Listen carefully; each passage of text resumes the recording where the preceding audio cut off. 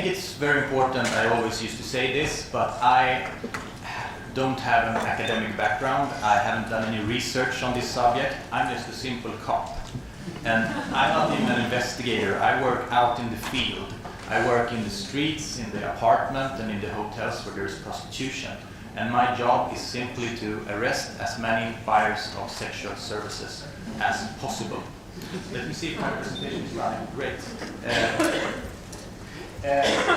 First, I just want to mention our law. You all know about this one, so I will just mention it very, very briefly. It is illegal to buy sex, it is illegal to try buying sex, and it is illegal to help someone else buying sex. This is what we think is our best tool in fighting human trafficking. But I really think it's important for you to understand the background to the law. The State Secretary already mentioned a little bit about it, but I usually speak about three different perspectives. And it's important that you understand this, because when we go out as police officers working, this is what we have in our minds. This is the background to why we do what we are doing. And the first perspective is equality. That it is not acceptable in a modern society that women and children can be bought and sold.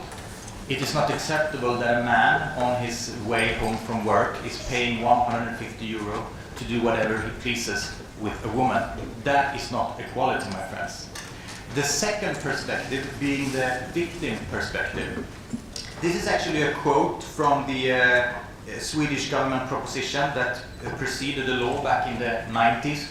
And it says that it is unreasonable to also criminalize the one who, at least in most cases, is the weaker part, who is exploited by others, who wants to satisfy their own sexual desires. I want to say something. In Sweden, we have as I think in many other countries represented here today, we have a strong pro-prostitution lobby. And it is really important for you to understand that, as you know, this pro-prostitution lobby claims that they are selling sex out of their free will because it's a part of their sexuality and because they see it as a normal job. But it's important for you to understand that the sex purchase law wasn't meant for them. The sex purchase law was meant to work as a wall against organized crime and human traffickers to prevent them from establishing themselves in Sweden. But the problem in this debate, as I see it, is that we have a very few individuals from the pro-prostitution lobby who has a very strong voice in the public debate. The big problem is that the absolute majority of women that I meet who come from Nigeria, from Romania, and Bulgaria, and so on, they don't have a voice in the public debate. They are not sitting in the TV studios, they are not being interviewed by the newspapers, and that's why we as Swedish police, we try to be a voice of the voiceless. Because the sex purchase law was meant for them, to protect the big majority who every day are being hurt, used and abused. And that is important for you to understand. And the third perspective is the perspective of the man. And it has been said so many times, the importance of reducing the man. But in my work, I really see this. I see how the ordinary sex buyer is actually paying the monthly salaries to the traffickers, because he is investing his money into organized crime.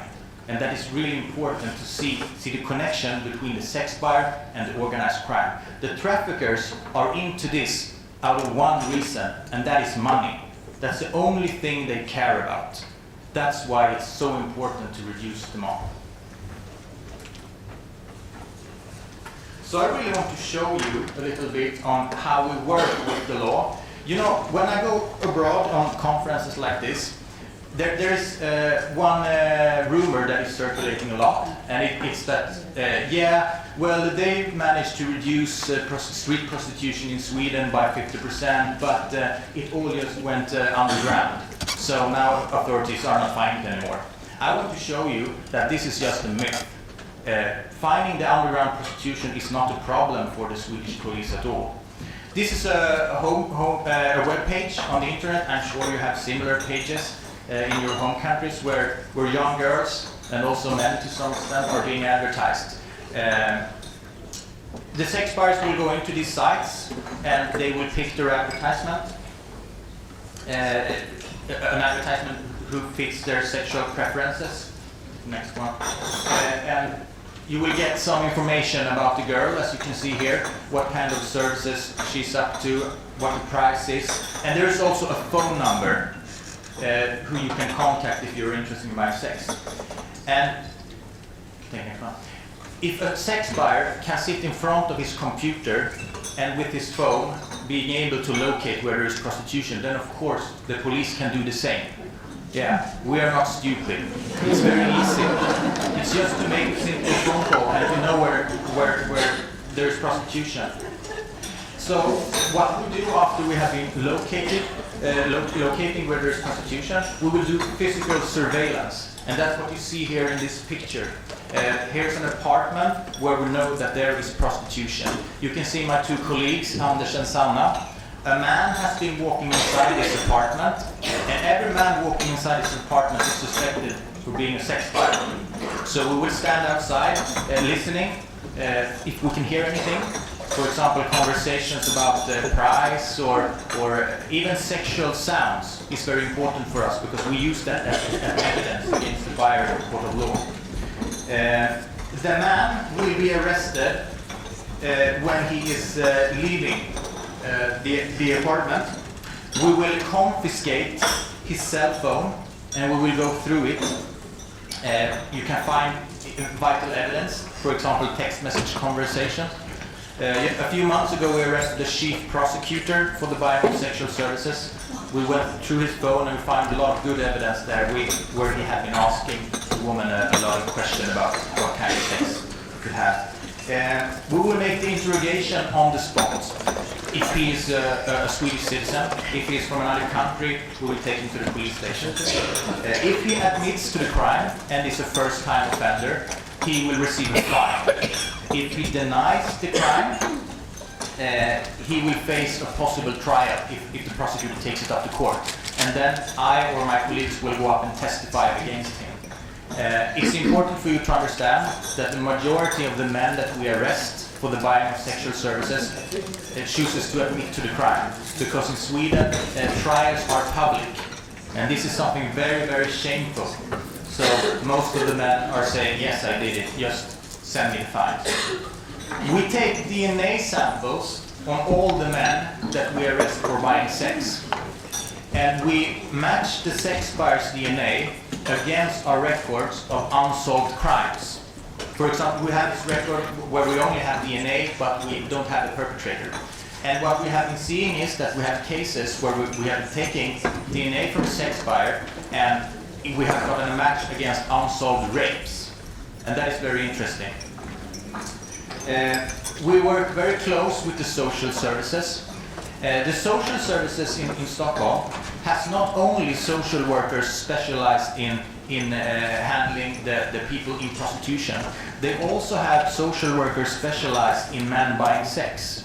And this is simply because we have seen a need that many of these men are not really feeling good about what they do. We used to speak about the myth of the happy hooker. I also want to say that there's a great myth about the happy sex buyer. Many of these men are not feeling very good about what they do. So therefore, all men that we arrest will get an offer to actually go into a program and stop what they're doing, because many of them have simply lost control. Of course, we also work very close with the social workers who are specialized in the women selling sex. Always, when we meet a new woman in prostitution, which we haven't met before, we will sit down with her, the first thing we do, and we will explain to her the Swedish legislation. Because we have seen that the traffickers and pimps have been telling the girls that if the Swedish police comes, don't say anything, because they will put you 10 years in jail.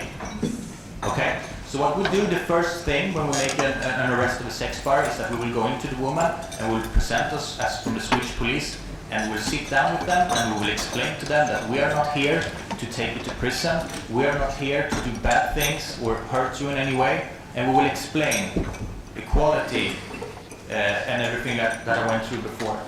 And also we will give every woman that we meet a straight offer that if you want to, you can pack your bags and follow us. We can take you away from here to shelter right now.